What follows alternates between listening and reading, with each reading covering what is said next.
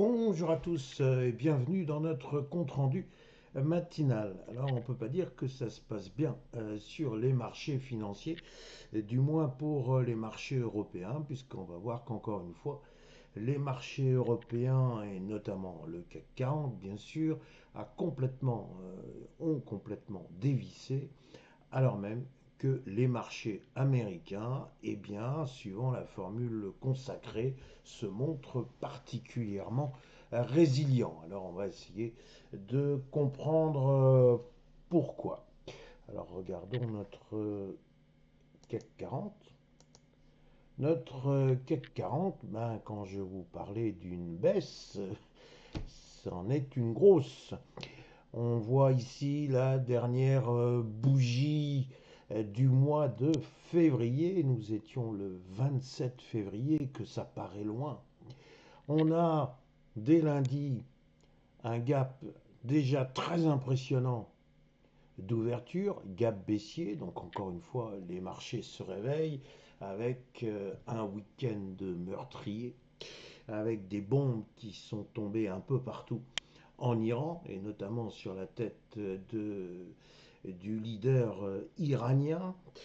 Mais bon, comme si ça ne suffisait pas, on a voulu tester le support des 8400 points, et donc ça c'était hier, on l'a transformé dès l'ouverture en résistance, et puis ma foi, dans la foulée, bah, on a continué de baisser, c'était une chute lente, lente, lente, avec en finale une baisse quand même assez rare de moins 3,46%, pour pas dire moins 3,50%. Alors on a une immense bougie rouge que l'on voit bien ici, qui prouve que les vendeurs ont grignoté, grignoté, grignoté, grignoté, et ils sont parvenus à effectivement le support des 8100 points. Alors pourquoi cette sanction si forte sur les marchés européens? Bien parce que le détroit d'Ormuz, c'est une grande partie de notre énergie qui va se trouver bloquée. Mais ce n'est pas que le pétrole, c'est aussi beaucoup de denrées qui permettent notamment la production et la fabrication d'engrais. Donc c'est maintenant qu'on va justement se servir des engrais, et donc c'est une catastrophe. Il y a tous les dérivés du pétrole dont on va avoir besoin. Là aussi, il va y avoir des surcoûts, car s'il faut contourner le détroit d'Ormuz, eh bien, on augmente singulièrement le coût du transport. Alors, toute la question, elle est fixée. Combien de temps pour cette guerre? Et là, si quelqu'un peut répondre, je prends sa réponse. Manifestement, personne ne le sait. Les militaires eux-mêmes sont extrêmement prudents. Personne ne croit à une guerre de cette importance qui pourrait être réalisée en quelques jours. Donc nous allons effectivement continuer à subir un certain nombre d'avatars. Alors évidemment, quand le marché action va mal, ben on regarde du côté obligataire, mais là ça va pas beaucoup mieux, puisque manifestement il y a des rendements qui sont en train de se tendre, alors que très logiquement, puisqu'il y a une ruée vers l'obligataire, ça devrait faire baisser l'obligataire. En l'espèce, ça ne le fait pas baisser. Inutile d'insister sur le poids de la dette en France. Imaginez en plus qu'il y ait une sanction par les taux d'intérêt, et là on frise véritablement la catastrophe. Bref, à part Capgemini, c'était hier la catastrophe pour toutes les valeurs du CAC 40. Alors me direz-vous, est-ce que je peux répondre à la question sur le fait de savoir si cette baisse est suffisante? Euh, je n'en suis pour ma part pas du tout certain. On vous redira que lorsqu'il y a des trous d'air comme ça, ce sont des opportunités d'achat. J'ai déjà répondu oui, mais le couteau est en train de chuter, et lorsque le couteau chute, on ne le rattrape pas. Et moi, personnellement, je guette plutôt le support des 8000 points avant d'essayer de raisonner sur une possible reprise. Alors me direz-vous, oui, il peut y avoir un rebond technique sur la base des 8100 points, ce serait déjà comme un calmant sur la douleur, mais encore une fois, je ne me précipiterai certainement pas à l'achat.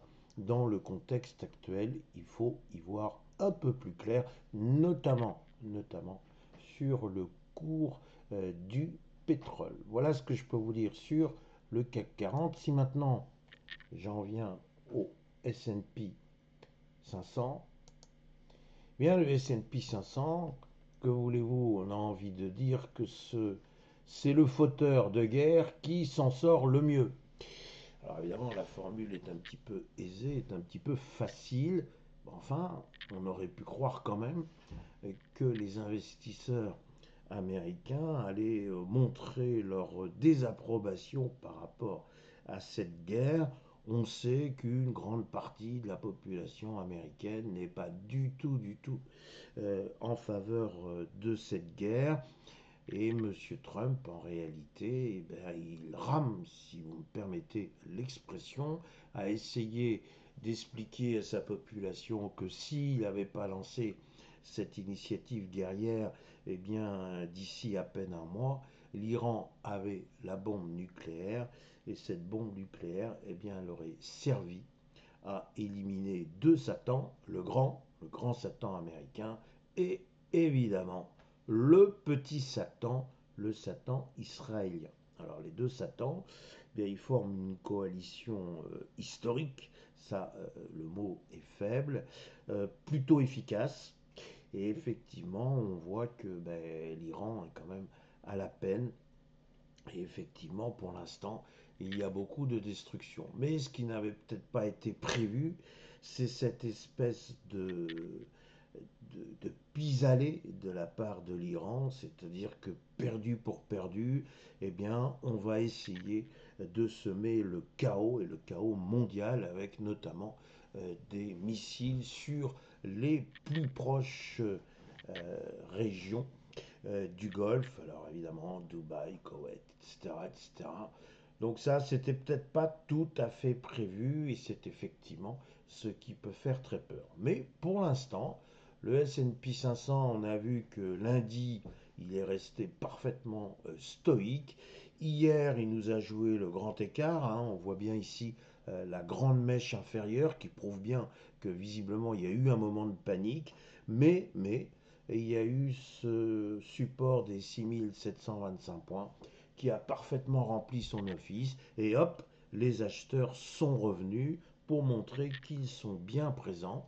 Alors le S&P 500 a chuté, certes, mais il n'a perdu que 0,94%. Et si on fait la comparaison avec les pertes des marchés européens, on peut dire que le S&P 500 s'en sort plutôt bien.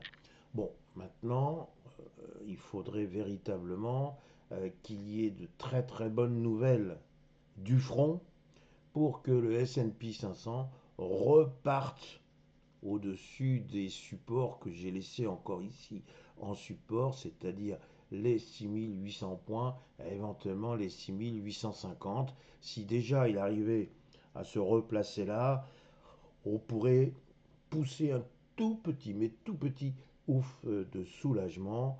Je crains, je crains que finalement le S&P 500, au bout d'un moment, ne lâche prise et donc ne revienne vers les 6725 points.